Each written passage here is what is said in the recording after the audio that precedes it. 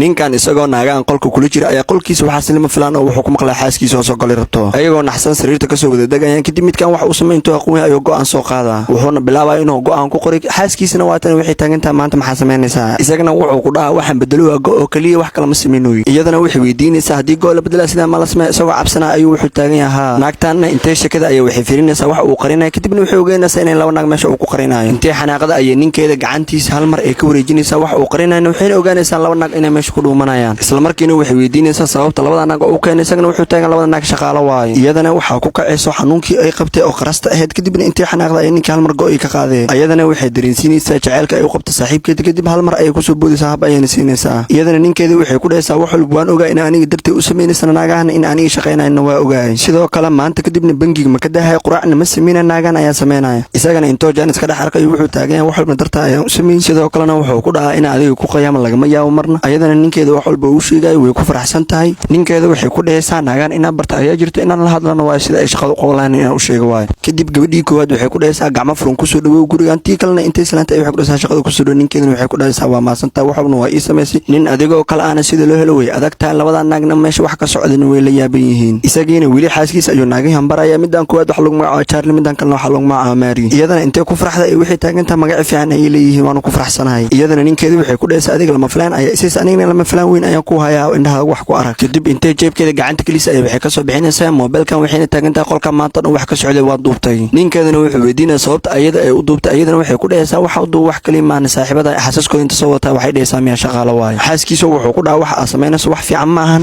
ayadana intee xanaaqday waxay ku dhaysaa wax anigu aan sameynaa wax fiican ahayn adigu waxa sameynayso wax fiican miya ninkeedana wuxuu ku dhahaa qaladka aan sameyn waan ogahay ayadana waxay ku dhaysaa hadda inta xanaaqin qolka iyo wada baxa kulligiina soo dhawaada naagta intee wiishkan soo raacda iyo waxay isku malaysaa dadka oo dhan in ayada ugu qurux badan tahay kadib naagta kale oo qurux badan markay soo gashay intee la yaabtay waxay fiirinaysaa Franti ay wadato ayada kadib intee fikirta ay waxay isku fiirinaysaa Franti ayada soo qaadatay in naagtan Franti ay wadato wiishkiina markoo dhaqaaqay intee salaanta ay waxay ku dhaysaa Frantiga xagee ka soo gadatay sheek iyadana waxay ku dhaysaa Franti anoo kala haysan lahayd maxaan sameyn lahayd taasi ma dhib leh rag badan oo wadada maray ayaan ku soo xirgilnaa si aan lacag ugu qaato intee ku qososha ay waxay ku dhaysaa arin wanaagsan ma ahan iyadana intee xanaaqday ay waxay taagantaa haday qaldanay hadii kale maxaan ka galay ayadana waxay ku dhaysaa hadii ay qaldantaa waa lagu saxaa qosol beena intee ku mahweelis ay hal mar wax istaajinaysaa wiishkii kadib intee gadaal u riixday ay hal mar wiishkii ka dagaysaa midaan saas ay ku bixisaa tanna waa kana wiishka ay gargaraacaysaa sida gurigeeda oo kale iyadana waa tan intee naxda hal mar ay waxay arkaysaa ninkan bodyguard-ka ah isagana wuxuu weydiinaa aqoonsiga ee meesha ay ku soo gashay kadibna waxay ku dhaysaa kaale waxay taagan tahay adiga ma taqaana anin ninka booska xaaskiisa ayaan ahay taasina waxay ka dhigan tahay hadii aad isku day in aan iga celis inaan meesha ku xirmeysi isagana intoo la hadlayo wuxuu taagan yahay waxa sheegaysa waxba igama gelin iyadana intee fikirta ee boorsada waxay ka soo bixinaysaa lacagtan kadib ninka waxay ku dhaysaa lacagtan qaado kadib markuu arag naagta in lacag u soo bixiso wuxuu taagan inuu lacag ma qaato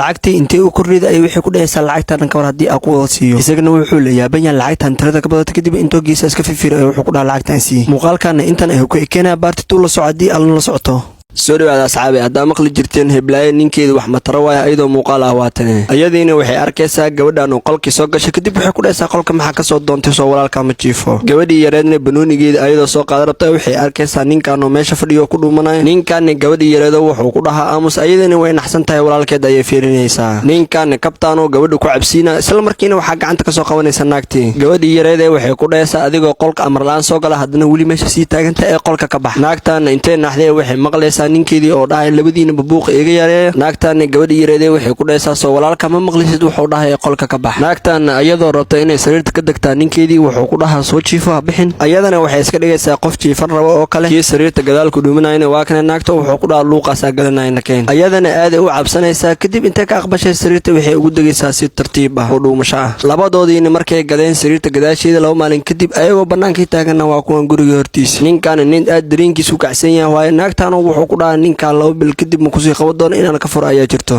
ayadana waxay ku dhaysaa marka hor dhexdeeda ka foq waxaa laga yaabaa gabadhii yareed inay meeshaan taagantahay ayadana waxay ku dhahaysaa ani waan ogahay wax walba inay ii samaynayso ninkaana naagta wuxuu u sheegaa haddaa wax walba ogtahay saas maxaa ninkaa ula sii joogtaa maa kasoo tagtid ani ii imaadid gabadhii yareedna waatana waxay arkaysaa walaalkeeda oo naagtan ay qiyaami rabto kadib intay orday waxay usoo sheegaysaa walaalkeed naagtaana ninkan aaday ugu faraxsan tahay midkaana wuxuu ku dhaha aniga hadda shaqadaa sii aadi raba anagoo ku macsalaameyni maro inaan baxi hal mar aan ku macsalaameeyo gabadhii yareedna waxay u imaanaysaa walaalkeed waxay ku dhahaysaa adiga wax ma ogid halkaan iska fariisaa naagtaada waxay samaysay ma ogtahay kadib isagiina markay u sheegto inay naagtiisa nin ay banaanka la taagan tahay labadoodina way soo baxayaan naagtaana waa kana gacmaha faashad been kusoo xiratay kadib ninkeedii wuxuu ku dhaca wax ma kusoo gaaray ayadana waxay ku dhahaysaa waa fiicanay kadib gabadhii yareeda si xun u fiirinaysaa naagtaana naad aad u aqli badan waay gabadhii yareeda waxay ku dhahaysaa beri iskuul leedahay casharadii iskuulka iska sii aqri orod gabadheedii gabadhii yareedna waxay weydiinaysaa ninkan xaguu ka imaaday ninkan gabadhii yareeda wuxuu ku dhahaa qoftaanoo dhaawacaan arkay kadib gacmaha inta faashad ugu soo duuduuba anagoo guriga banaankiisa la taagan ayaa aragtay waana ogahay wax waliba naagtaana waxay iska dhigaysaa qof maskiin ah gabadhan yareedna walaalkeeda waxay u sheegaysaa dadkan waxay sheegayaan waxba kama jiraan gabadhii walaalkeedna wuxuu ku dhahaa dadkan dad waaweyn bay ma sheegi karaan gabadhan kaad lagu magacaaban walaalkeeda waxay ku dhahaysaa adiga hadaa warkaas aqbasha aniga warkaas ima marna ay dhahaysaa ayadoo xanaaqsanna meesha waa ay ka tegay